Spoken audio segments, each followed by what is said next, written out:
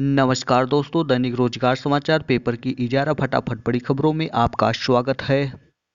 इजारा प्रमुख खबरों को विस्तार से देखने से पहले आपसे निवेदन है कि देव एकेडमी को सब्सक्राइब जरूर करिएगा। वीडियो अच्छा लगे तो लाइक शेयर कमेंट करना ना भूलिएगा मित्रों। परिषदीय स्कूलों में अगले साल 50,000 सहायक अध्यापकों की भर्ती होगी। फरवरी मार्च में टीटी होने के बाद निकाला जाएगा भर्ती का विज्ञापन। बेसिक शिक्षा परिषद के स्कूलों में वर्ष 2021 में 50,000 सहायक अध्यापकों की भर्ती की जाएगी। विभाग ने इसकी कवायद शुरू कर दी है। फिलहाल चल रहे 69,000 सहायक अध्यापकों की भर्ती पूरी होने के बाद भी परिषदीय स्कूलों में 50,000 पद खाली रह जाएंगे।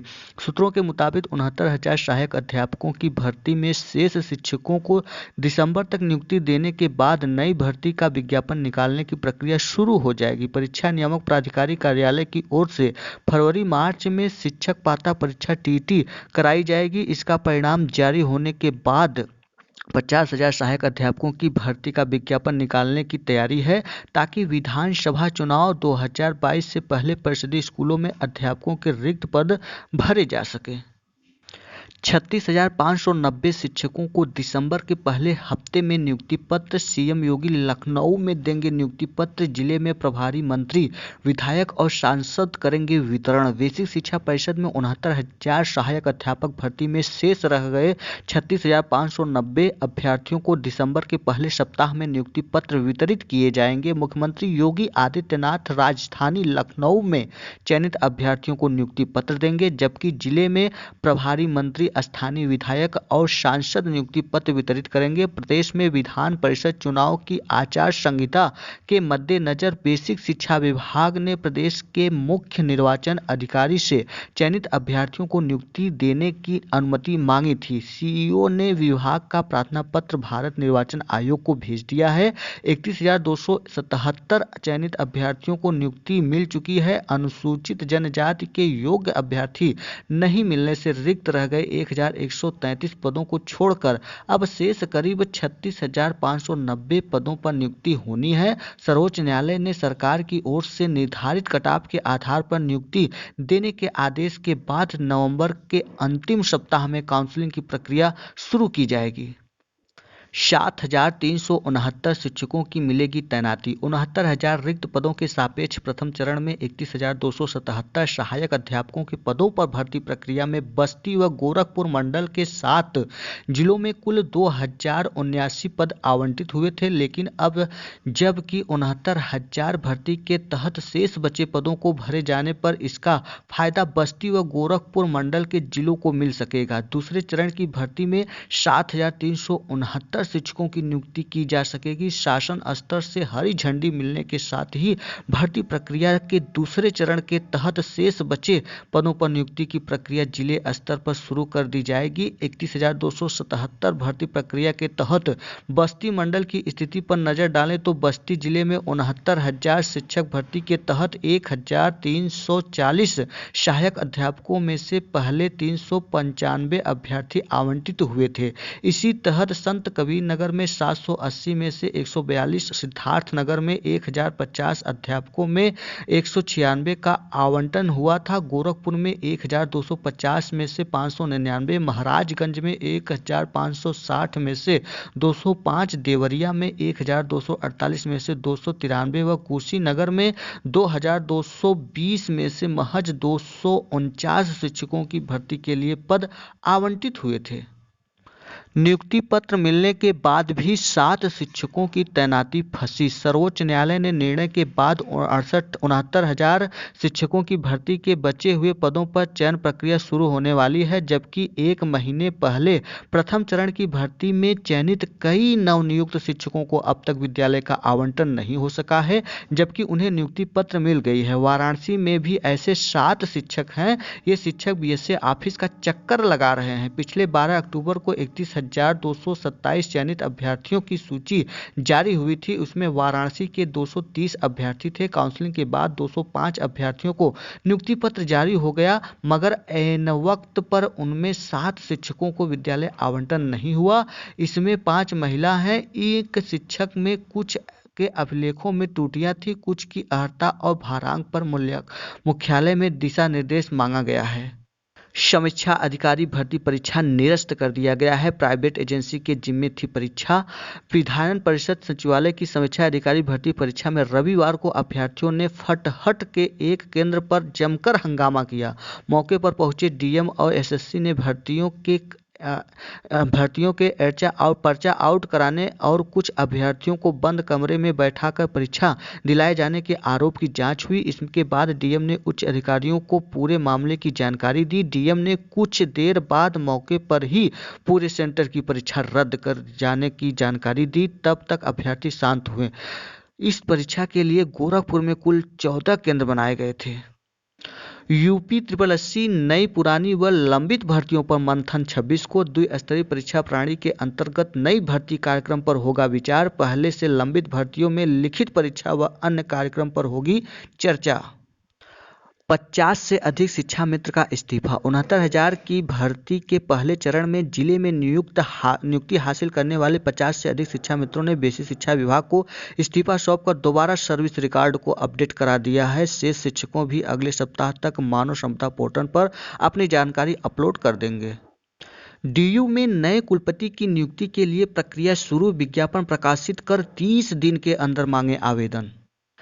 दिल्ली विश्वविद्यालय में पीजी के 13 कोर्स में प्रवेश 25 से शुरू। आज दोपहर 1 बजे तक पोर्टल पर अपलोड करना होगा रिजल्ट।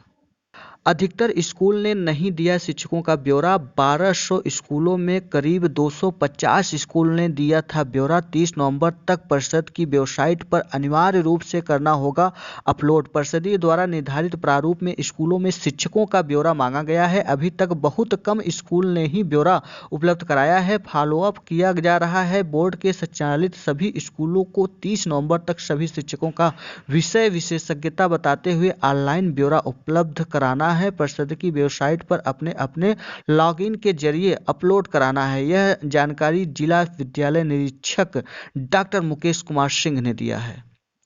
नर्स भर्ती में महिलाओं को 80% आरक्षण सही। कैट ने कहा इस नियम को महिलाओं के लिए विशेष प्रावधान माना जाएगा। आरक्षण को चुनौती देने वाली एम्स नर्स यूनिवर्सिटी और अन्य की याचिकाएं खारिज कर दी गई हैं। उत्तर प्रदेश लोक सेवा आयोग पूरी तरह से संघ लोक सेवा आयोग के नक्शे कदम पर चल रहा है। इसकी शुरुआत पिछले साल पीसीएस 2018 की परीक्षा में हुई। इसके बाद सारी परीक्षाएं संघ लोक सेवा आयोग के पैटर्न पर कराई जा रही हैं। प्रश्नों का स्वरूप, विषय का चयन सब यूपीएससी के तर्ज पर तय हो रहा है। यहाँ तक कि समाज कार्य, रक्षा अध्ययन और जैसे विषय को बाहर कर दिया गया है। इस बदलाव को देखते हुए प्रतियोगी उत्तर प्रदेश लोक सेवा आयोग से संघ लोक सेवा आयोग की तर्ज पर प्रतीक्षा सूची भी जारी करने की मांग कर रहे हैं। केंद्र सरकार के अल्पसंख्यक मंत्रालय ने नेशनल स्कॉलरशिप के लिए ऑनलाइन आवेदन जमा करने की तारीख 30 नवंबर तक बढ़ा दी है। इच्छुक छात्र नेशनल स्कॉलरशिप पोर्टल पर संचालित छात्रवृत्ति योजनाओं के लिए ऑनलाइन आवेदन कर सकते हैं। शुल्क प्रतिपूर्ति नहीं मिली तो संस्थान होंगे जिम्मेदार। शुल्क प्रतिपूर्ति को पारदर्शी बनाने के विभागीय निर्णय के सापेक्ष ऐसा किया गया है। शिक्षण संस्था वितरण देने में लापरवाही कर रहे हैं। 25 नवंबर तक अंतिम मौका दिया जा रहा है। इसके बाद उन्हें लाभ से वंचित किया जाएगा। 15 दिसंबर तक ऑनलाइन किए गए विवरण की जांच की जाएगी। गड़बड़ी मिली तो कानूनी कार्रवाई की जाएगी। यह बताए हुए हैं जिला समाज कल्याण अधिकारी डॉक्टर अमरनाथ यत्री। पॉलिटेक्निक काउंसलिंग का परिणाम घोषित कर दिया गया है। मौका 25 तक जमा होगी फीस। आवंटित संस्था में ही होगी दस्तावेजों की जांच। 73 पदों के लिए 70% अभ्यर्थी ने दी परीक्षा। विधान परिषद के समीक्षा अधिकारी समेत अन्य पदों के लिए 1.38 लाख अभ्यर्थियों ने दिया था आवेदन। गोरखपुर के एक परीक्षा केंद्र पर हंगामा परीक्षा निरस्त करने को लेकर आज होगा निर्णय।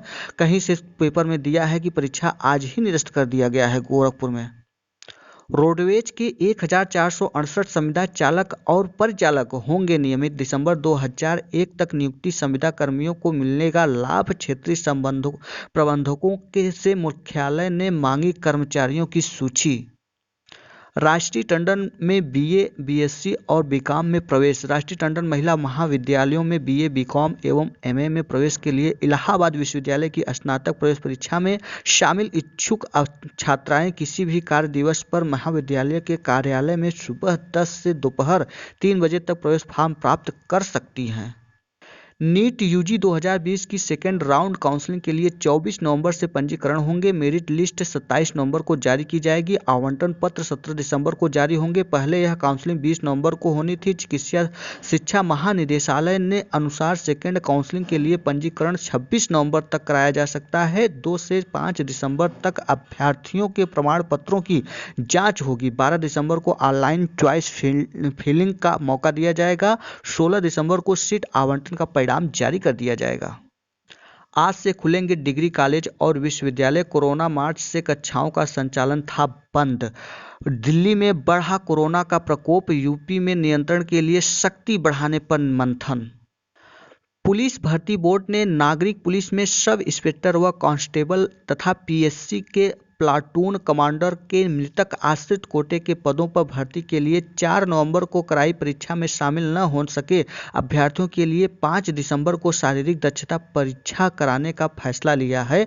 छूटे अभ्यर्थियों की परीक्षा 5 को होगी। कोरोना स्वदेशी टीका 60% असरदार, जून तक मिलने के आसार। राहत। कोवैक्सीन बनाने वाली भारत बायोटेक का दावा। तीसरे चरण का परीक्षण जारी। विमानों से टीका पहुंचाने की तैयारी। फिर लॉकडाउन संभव। ये था आज का दैनिक रोजगार समाचार पेपर की इजारा फटाफट बड़ी खबरें। वीडियो अच्छा लगा हो तो देव अकेडमी को सब्सक्राइब, लाइक, शेयर, कमेंट करना ना भूलिएगा। दोस्तों, वीडियो में अंत तक बने रहने के लिए बहुत बहुत धन्यवाद। फिर मिलते हैं नई सूचना के साथ। तब तक के लिए नमस्कार।